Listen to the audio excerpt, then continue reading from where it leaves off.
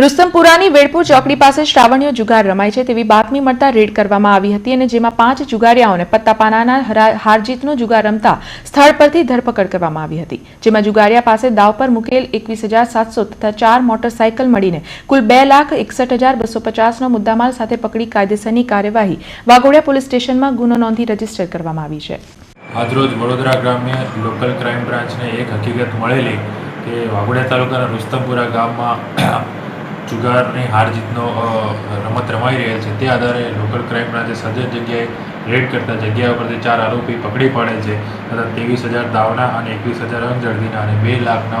મોટરસાઇકલનો મુદ્દામાલ એમ કરી 2,61,000નો મુદ્દામાલ કબજે કરી કાયદેસરની કાર્યવાહી હાથ ધરવામાં આવી છે।